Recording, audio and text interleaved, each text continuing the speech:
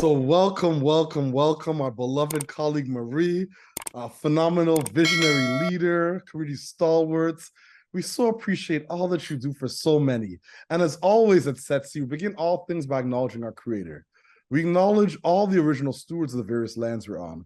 We acknowledge all our ancestors. We acknowledge all those who toiled without compassion or compensation. We acknowledge all our elders and community stalwarts whose shoulders we stand on as we build, share, and learn together for our collective liberation and sovereignty. So Marie, can you please share a little bit about your background and your remarkable work with our listeners and our viewers? Thank you, Victor. First, let me say Ashe. So for those who don't know me and those who know me, my name is Marie Clarke Walker. I have been a community activist, a labor activist and leader for a lot of my life, most of my life. I got the bug from both of my parents who were activists themselves.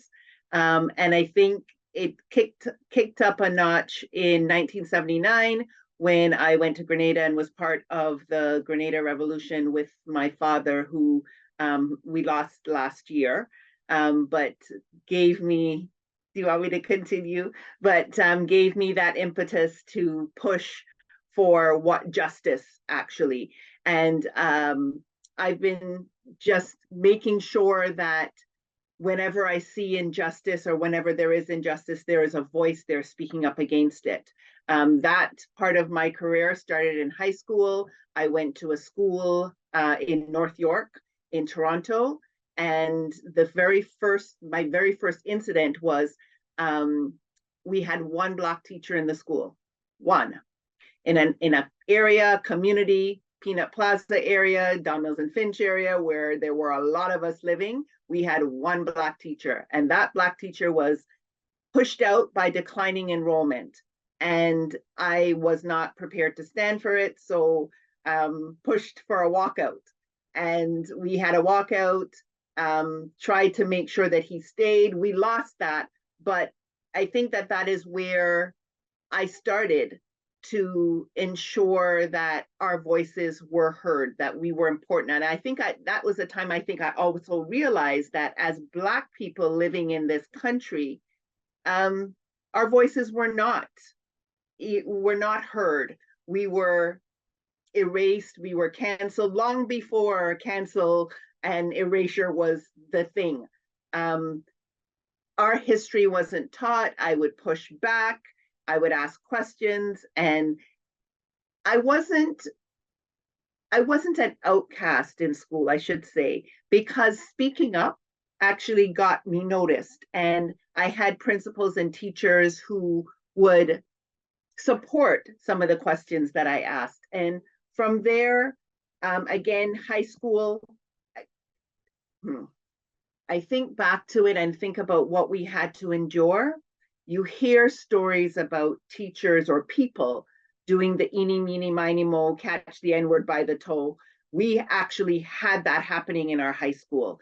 And again, I wouldn't stand for it. I went home one day after hearing that and told my mother. And actually, I missed a step. So let me go back for a second. I went to A.Y. Jackson High School. And at that time, there were very few Black children in that high school. And we had an upstairs area and every corner was occupied. So the Black kids were in one corner, the older Black kids were in another corner, and each little group had their section. And every day the principal would come upstairs and come straight to our corner and get upset. And one day I said to him, I asked the question, like, why do you do this? Why is it that every single day you come up here and you harass us? There are other people playing their music, there are other people doing things, but you come straight to this corner and harass us. And he looked at me and he said, you probably shouldn't be here. And I said to him, well, what do you mean I shouldn't be here? The school is in our catchment area. We all had to take a test, by the way, to get into the school. It's part of who we are in our community. And he looked at me and he said, no, you should have gone to Vanier. And I looked back at him and I said, so it didn't matter, doesn't matter whether we are here or at Vanier. Even if we had gone to Vanier, the problem would still be here because you are the problem. And he told me I was being, rude and disrespectful and the whole bit. And I told him he was a prejudiced ass. And to that, he decided he was going to call my mother. He says, I'm going to call your parent. I said, that's fine. My mother, here's her name, here's her number. And he did. And to that, my mother responded by coming into the school and asking for a meeting. She got a meeting with him, went into the school, went to his office, took myself and another student with her whose father was also with my mom, and went to talk to him. And he was so rude and disrespectful to her. When she began to talk, he put his seat back. He was in a reclining chair, put his legs on the desk, and basically, who the hell do you think you are kind of attitude. And my mother said to him, she told him who she was. She told him why she was there. And when he continued that attitude, she said to him, I think we should start again. And she moved her chair into him as I'm moving into the camera. And she said, I think we'll start this again. I don't think you heard. My name is Beverly Johnson. I work for the Ontario Human Rights Commission, and these kids have a legitimate complaint. He took his feet down, sat up, and the meeting continued. But that meeting was, I think, the beginning of my career, because that's when I realized you can push back. You can, push to get what's right. He didn't last much longer because people heard about what he was doing. And I think that experience solidified where I needed to be. So I became a union activist very, very early on, long before I was an executive of a union or had any role in the union. And that was in 1983, when CUPE, Canadian Union of Public Employees, Local 79, was for the first time allowing part-time and casuals to join the union. I was a part-timer at a seniors home at the time and took the union on because I was experiencing racism and discrimination, as was others. And instead of acting on it, they decided, well, you're not paying dues yet. Even though you're part of the union, you're not paying dues. So sorry, you're on your own. And I took them to task because my belief is that you're part of a union. A union is supposed to be there to protect you. It is the collective voice. It gives you that collective power. And so they refused to represent me. So my mother represented me, and the union was found to be racist and discriminatory. From there on, I decided that as long as I was going to be part of a union, I was going to ensure that the union did the correct thing. And so fast forward, I became an executive member of CUPE Ontario. And again, I only did that after I learned enough about the union, because when I was asked to run, I hadn't been part of the union for very long, and I thought I still had much to learn, and I declined, learned what I needed to learn, and then the following year I ran. At that time too, I also was working with CUPE National around a resolution. So at their national convention, they put forth a resolution for 2 seats, a seat for what was then called a worker of color and a seat called for an Aboriginal person. Those were the terms at the time. They called that resolution to the floor at about 4:45 in the afternoon. Convention adjourns at 5 o'clock. I went to a microphone and I challenged the chair because I said there was no quorum. I lost the challenge because, again, I'm new, not sure what I'm supposed to say, etc. So anyway, the resolution came to the floor and failed. And that's when I challenged the chair, because I felt that there weren't enough people in the room to actually have a proper vote. The resolution was then referred, which means that it goes back to the committee, they revamp it and bring it back. It has to come back in a different version. And so convention adjourned, we went into caucus, and the elders in my caucus, one of whom was on the resolutions committee, said that the resolution would come back the following day, giving us voice, but no vote. And to that, I said, absolutely not. And I argued with him because I said people like himself, my mom and others, Bromley Armstrong, all kinds of other people, June Veacock, et cetera, had not fought so hard for us to just have a foot in the door. And that is when I think I really, really took the union to task. And we fought it. It came back on the floor the following day and was defeated. And I did speak against it because I believe that we deserve more than just a voice and a vote. Fast forward a couple of years, the resolution came back in 1997, 1999, I had to think about it for a second, in 1999. And at that time, the president of the union, Judy Darcy, asked me if I would educate the divisions. So CUPE is divided up into the provincial divisions. And so I went around the country talking about why this was important, particularly for Black folks. And in 1999, the resolution came to the floor and we won. But there was still a lot of backlash. There were people from the LGBTQ community who felt that they needed a seat at this time. And I had to explain to them, yes, we all need a seat at the table, every last one of us. However, when you look at marginalization, there is a hierarchy. Indigenous people, Black and racialized, and I specified Black and racialized, we are treated very differently. So I would put Black and Indigenous in the same category in terms of the way in which we are treated. I wouldn't put all racialized communities there.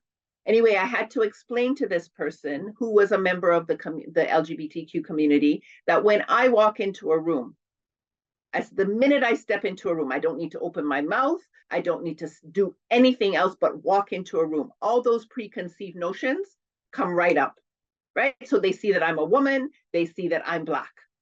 And I took that, to task, and that is why I pushed. Anyway, we got the resolution, and then the leadership and the caucus asked me to run, and I got the position. I worked in that position to make changes for 2 years when I was voted out.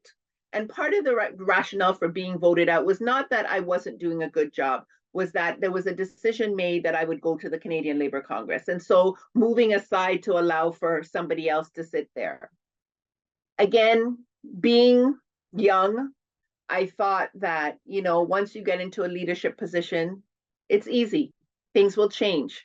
I just have to impart my wisdom on being Black and all the things that I knew about equity seeking, and we would be able to get some of the things that we needed. I was so wrong, so wrong. The union movement is extremely bureaucratic, and like society, it's a microcosm of society, so extremely racist. And so I just had to sort of reel back and take tiny steps to make the change. Number one, I was a Black woman, first Black woman in this position, which showed other Black young women, young men, that we could actually achieve something at that level. They saw me being there. And then the second piece was to change the way in which the union thought, their structure, their culture, and how they ran things. Up until that point, they had run campaigns that were generic general campaigns. So when you were doing a campaign on childcare, for example, it was targeted at women and usually white women. And one of my first suggestions was, well, childcare may look different to different communities. So let's try and do something. What does childcare look like to the Black community, to the Indigenous community? And the same with Medicare. We also had a Medicare campaign at that point. Then we got into things like that were a little more controversial. And because I think I pushed back a lot, I was not liked by the leadership. The president at the time never missed an opportunity to tell me I was incompetent or to tell other people that I was incompetent, to have me disinvited to events, etc. One of the things that was instrumental in my leadership was the supportive community. I knew that the reason that I was there was not because of the labor movement. was because of community and our community who were part of the labor movement. And so in 2003, I led a delegation to Barbados for the Africa Descendants Conference, which was a spin-off racism that occurred in 2001.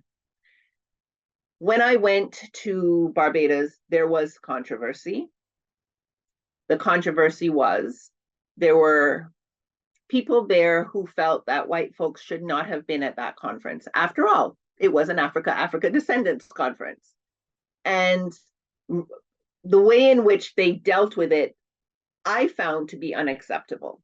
So they actually put us in a room and called a vote. All the folks who want to support the white ones go in this side of the wall. All those who don't go on the other side of the wall. To that, I made a suggestion. And my suggestion was, within the labor movement, we have caucuses and we have allies caucuses. So rather than telling them they can't participate, they should be able to go into an allies caucus and talk about strategies that they can use that will assist us in the work that we have to do. President of the CLC did not like that and had me called home. So I didn't get to spend the rest of the time at the conference, but rather than withering away, I doubled down on my belief because I believe that we were right. You don't exclude people.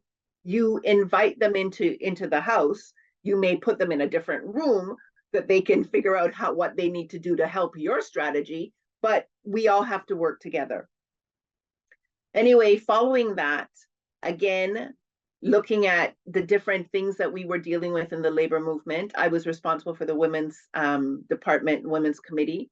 So we looked at things like pay equity. And again, up until that point, they had looked at pay equity as white women versus men, or all women versus men. And we all know that pay differential and pay inequity is also there amongst women. And so I would push for them to not put all women in the same boat, but recognize that the experiences of Black women are different from the experiences of Indigenous women, from the experiences of lesbians, from the experience of women with disabilities, and try and run campaigns in that way. So I believe that from around 2003, 2002, 2003, the labor movement started to do things a little differently where that was concerned. I recognize that I was being looked up to, but at that point, I also felt very inadequate because I couldn't accomplish the things that I felt needed to be accomplished for Black workers in particular, as quickly as it needed to be accomplished. And it was an uphill battle because any way I tried to explain it, the president and the current executive at that point just didn't understand, didn't get it, to the point where I was exiled. So when you used to work with me, Victor, when I was in Toronto, I was in exile. So the position is an Ottawa position. When I won the position in 2002, I asked to stay in Toronto because I had 2 years. The Constitution is clear. You must be in Ottawa. So why is it in 2008 that it's now okay for me to be sent to Toronto to work? I was a national officer, not a provincial officer. So, but at the end of the day, it ended up being a good thing. Why? I was in Toronto. I was in the hub of my community and was able to participate in a lot more than I was able to participate in Ottawa. So I wouldn't go in necessarily as a union leader. I would go in as a community activist and then impart what the union was doing on a particular issue and then pull it all together. And I did that in all the roles that I held in Toronto. Me being at the CLC opened the doors for many. There were people who would say to me, well, what's the point of being there? You don't see anybody else that looks like us, etc. Well, yes, somebody had to be inside so you could see that there was somebody there who looked like you, but there also had to be people on the outside pushing people to get in. So my job was to make sure I was pulling other people along while the folks on the outside were pushing those that they wanted to get there. And I can say that it's one of the things that I am proud of. There are a couple of things that I'm very proud of accomplishing at the Canadian Labour Congress, but one of them was opening that door so that today we have more than just a handful of Black leaders within the labor movement. Ashe, I know I've talked for a long time. Ashe, listen, you've lived an incredible life, and your trajectory and the path that you forged for so many is inspiring, truly inspiring. It's a perfect segue to my next question. What's inspiring you right now? What has you curious? What's lighting your fire? I think it's the same thing that's inspired me for the last number of years, the next generation.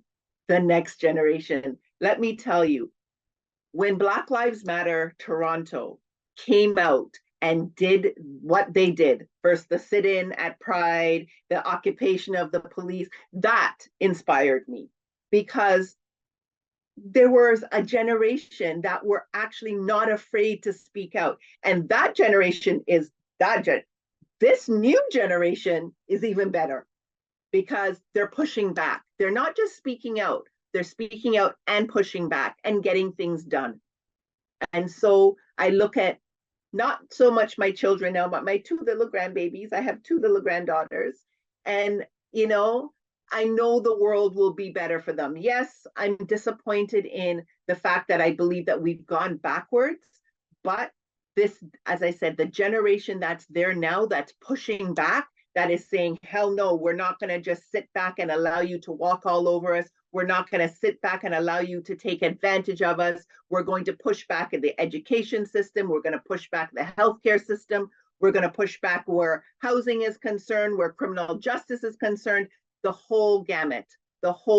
Immigration, we're pushing back and saying enough is enough. We need to be treated with respect and equity. And until that happens, we're not going to be quiet. That is what inspires me now. This is a time I wish I was 25 again, right? Listen, you're not a day over 25. Stop this. So, how do you feel about the future of activism and liberation organizing and mobilizing in Canada? It's funny because if you had asked me that question a year ago, I probably would have had a different answer. But last week, I was at the Ontario Federation of Labour Convention and seeing the young activists that were there, that were willing, ready, able to work to make things different, to make things change, to make things better, gave me some hope and inspiration. I think that there are so much that's out there that we can do better. And as a community, the fact that we are not divided, that we are actually now working more collaboratively and more together on all levels definitely helps. I'm inspired by our international women activists. And I specify women because women make things happen. They do. I remember in the young part of my career, going to the United Nations Committee on the Status of Women and hearing about what the Argentinian women were doing, how they were, in the middle of the streets banging on pots and pans to make change. The Korean women who had sit-ins at the bank because they were being called something different from the men. They were all tellers, but women were called something different from men, and men were getting more money for doing exactly the same job, and they sat in. Women in Nigeria, again, another pots and pan demonstration. So those things were happening then, but they're also happening at a greater level now. I looked at, so part of my role was also the chair of the International Trade Union Confederation's Women's Committee. And I held that role until 2021 when I retired from the Canadian Labour Congress. And I still get emails from them. I still get every campaign that they're working on, they still send to me. And just to see the amount of women in the street November 25th, So while Canada does the commemoration for violence against women on December 6th, the world does 16 days starting on November 25th. And so seeing those demonstrations, seeing women being active, pushing, making a difference, definitely is inspiring and shows us the direction that we're going in. But I also need to say that international women also seem to be more thankful. Maybe thankful isn't the word. More appreciative of the little gains, because we are comfortable here in Canada. It may not seem comfortable for many, but when you look at what other folks are going through in other parts of the world, we are pretty comfortable. We have it okay.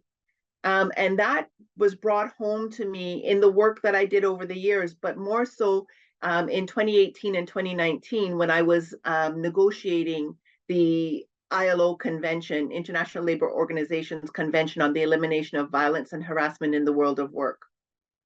And I look at this book and I keep it with me. I keep it close. I keep it close. It's a little book. It's not, the whole convention and recommendation is 20 pages, if that. And there's language in there that will help us down the road. The language that we used will help women, will help Black communities, marginalized communities all over the world. We place special emphasis on marginalized groups, where we call groups in situations of vulnerability. And again, while this is about harassment in the world of work, one has to remember what the world of work looks like today. In 2018 and 2019, the world of work was a workplace, or that is how people looked at it. COVID happened, and the world of work became the world. The airplane, the bedroom, the hallway, the garage, the train, everywhere became the world of work. And so this book, this convention, will help not just with violence and harassment, but with racism, discrimination, because those are all forms of violence and harassment, and they are defined in this book as violence and harassment. It helps all workers. And when I say all workers, I mean volunteers, interns, part-time, casual, rural, urban, job seekers, job applicants. Everyone in the world is considered a worker. So this book, this little piece of work that took 2 years of my life, will make life better. If used properly, will make life better. There are pieces in that book that I'd like to talk about, but not yet. Not yet. We have to make sure that it's ratified by the majority of countries. Right now, I think we're at 33 or 36 countries that have ratified this, which is amazing considering it became a legal document in 2021. And Canada ratified this in January of this year. And so, we're getting there. We're getting there. This talks about everything. I'm a little speechless when it comes to it, because there are things I want to say about it that I can't just yet. But just to know, for people to know that when we were negotiating this, there were things that the people who I was responsible for or to told me not to negotiate, or told me, we're not going to get it. Leave it alone. Don't work so hard on it. We're not going to get it. Victor, we got every single thing, everything. So I encourage people to go online, take a read of it. You'll see how it will help workers in the future, and how it can help workers now. and I'm happy to come back and talk about this in particular anytime. But this is one of the things that I'm most proud of, and one of the reasons it's because it helps the most marginalized in society. One of the things that, one of the clauses that we got in here really helped the informal workers. Those are the, you know, street vendors, people that you kind of discard at times, the street vendors, those who are working on the street, those who are working as sex trade workers, all of those folks. There are things in here that will help them. And when we got that language, I think that the informal workers were the happiest workers, because this book also covers them. That's absolutely remarkable. And you're like a foundational encyclopedia on the history of Pan-Africanism and Black leadership in the global workers' movements and labor movements. And my goodness, the way you center justice, access, inclusion, diversity, and equity, and essentially belonging in everything you do is truly inspirational, family. We give thanks. We give thanks. Thank you, Victor. Yeah. Thank you. I remember getting crap about it, you know. When I came back from Barbados in 2003, Ryerson students, well, it's now Toronto Metropolitan University, invited me to speak about what happened in Barbados, as well as how I felt as the first in the role. And I was denied the ability to go.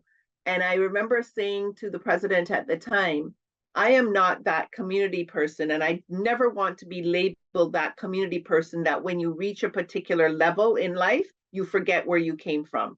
I don't ever want to be that person. And I tell people, you always have to remember, that was my grounding.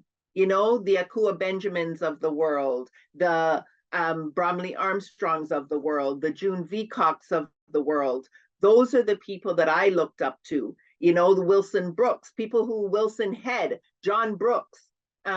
Those are the people I worked with in the National Black Coalition of Canada. And, you know, I had a mom that made sure that I was everywhere, that I understood my history and I understood the history of our folks in this country so that I could make a good contribution. And so I try to make sure that young people today know that the things that are happening, so Federation of Black Canadians, I'm pulling them out of the sky because they are one, is not the first time we've done something like that. There have been other incarnations of these organizations, and we can't forget that, and we can't, you know, discount what they've done, because it's because of those organizations that we are all here, you know, that we all have this voice. I agree completely. We stand on the shoulders of some mighty, mighty ancestors. Yeah. So my last question for you is, do you have any calls to action or closing thoughts for our listeners and our viewers?